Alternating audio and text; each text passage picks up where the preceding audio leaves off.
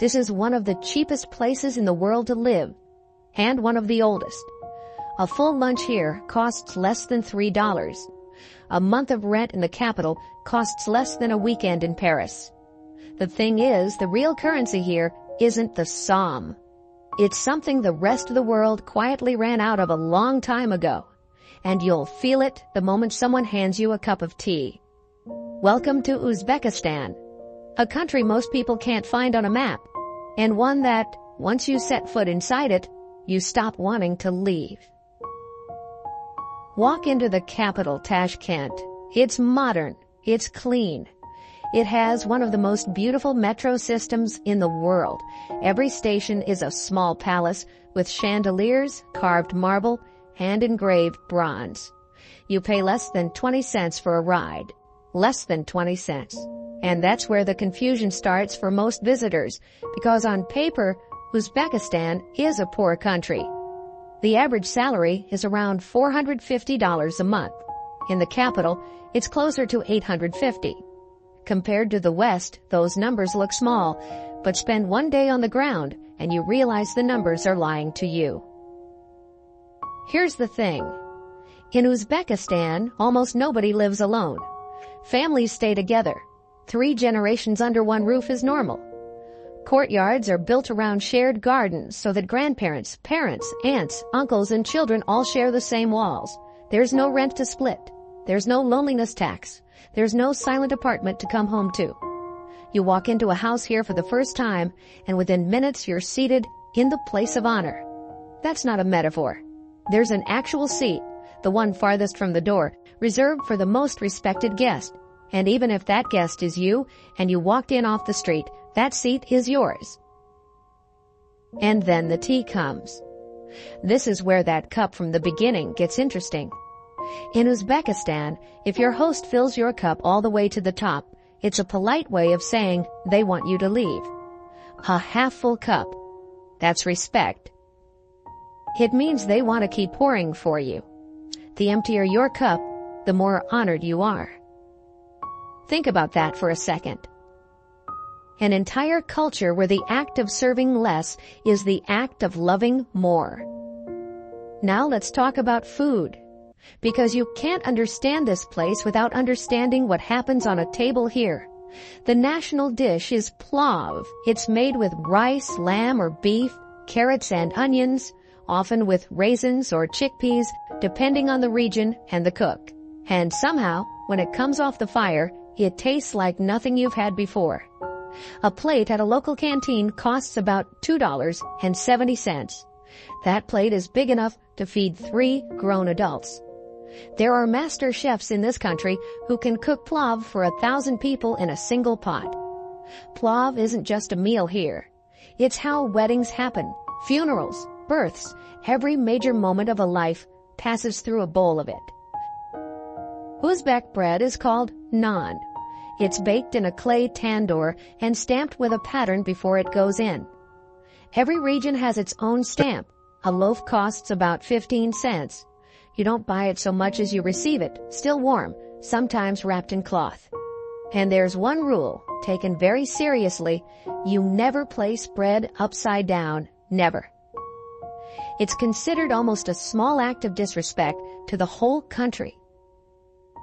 Walk with me through an ordinary day here. You wake up around 6 or 7. Breakfast is simple. Warm naan, a little butter or jam, and of course, green tea, not coffee.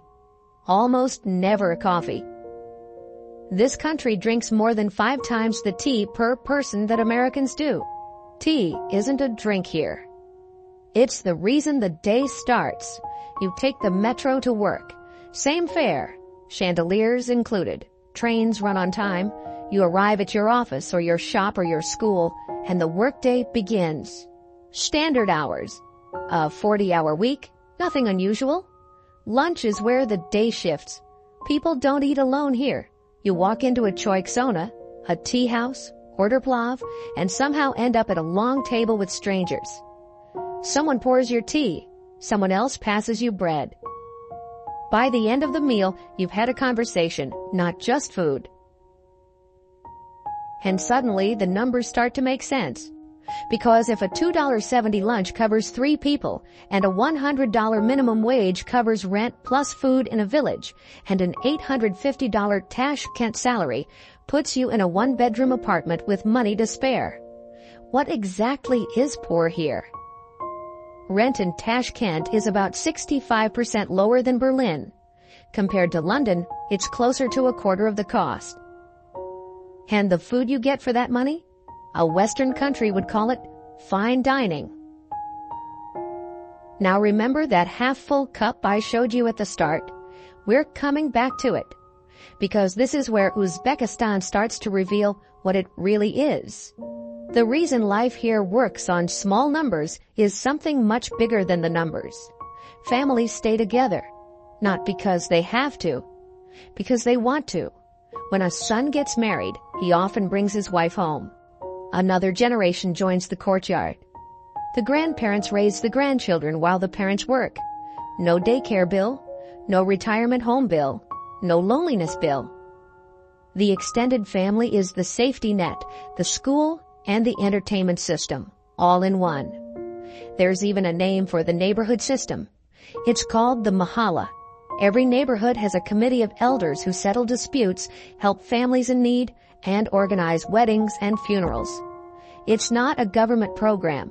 It's older than the government, much older. When someone gets married, half the mahalla shows up.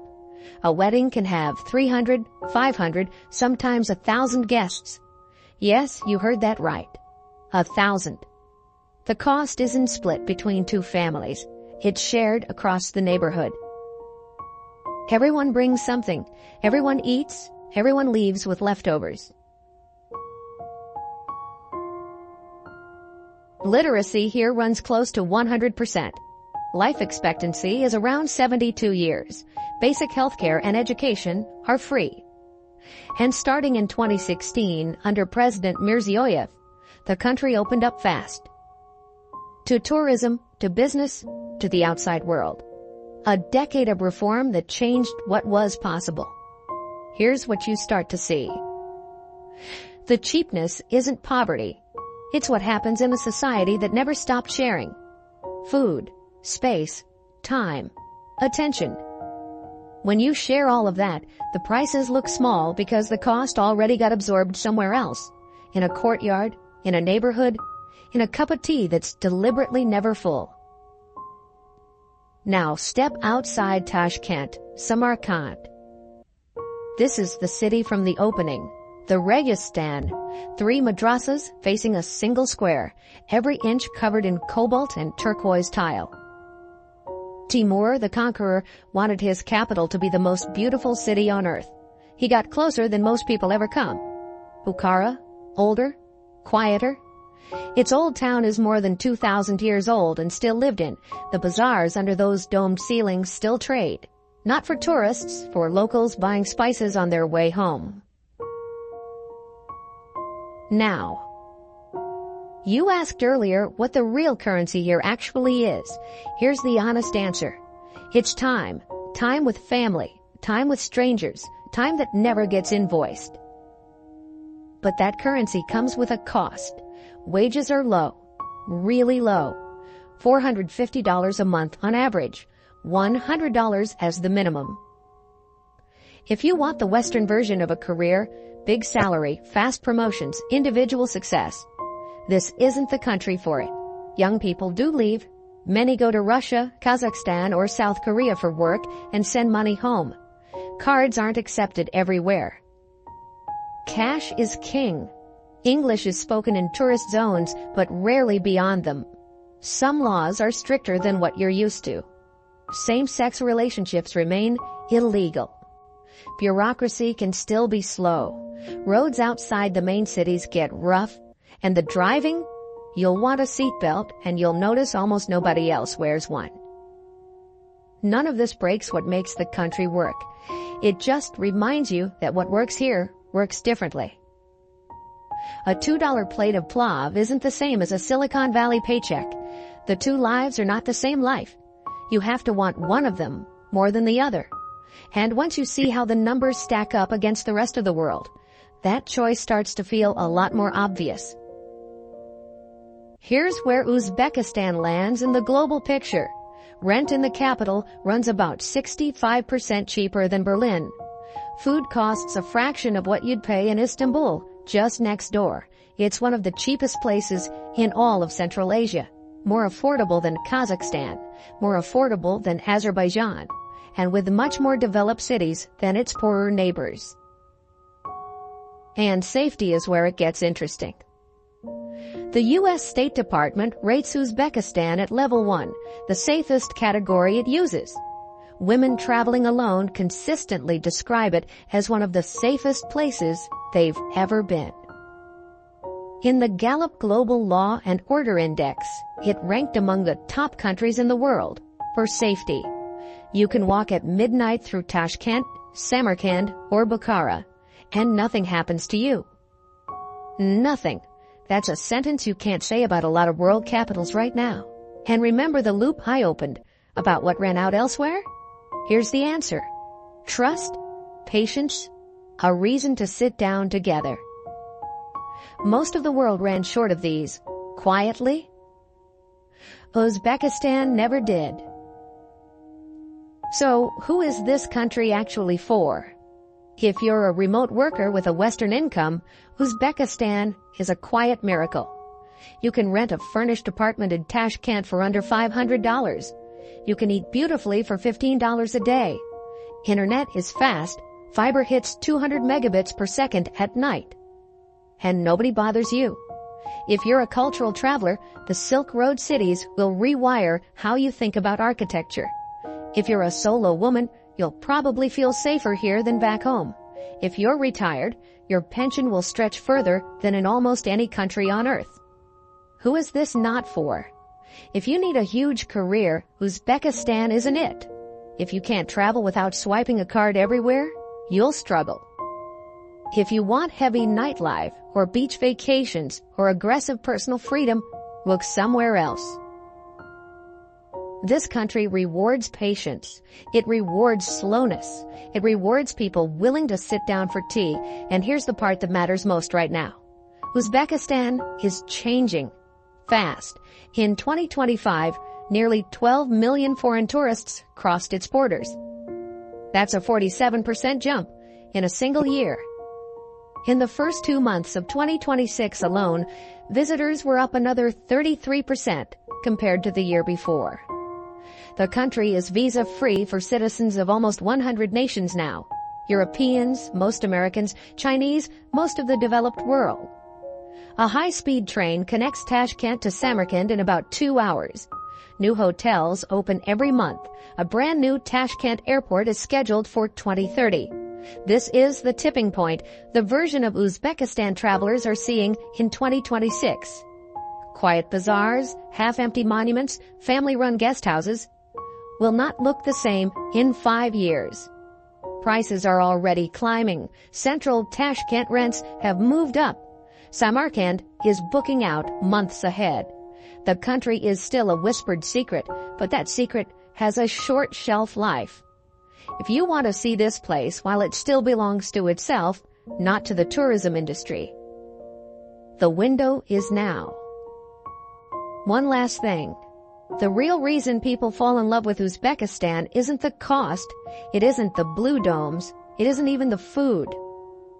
It's the way you feel at the end of your first week, when you realize you've been absorbed into something. Taken care of, fed, poured tea by strangers you'll never see again. And you understand, slowly, that this is how a country is supposed to feel when its people never forgot how to live together. A half-full cup, an open table, a courtyard full of family. That's the currency here. And once you've held it, it's hard to go back. Our visit for today ends here. Thank you for being with us. That's it for today's story, but the journey is far from over. If you enjoyed this video, don't forget to like and subscribe to Trek and Tell so you don't miss any of our upcoming journeys and stories. See you in the next video. Bye.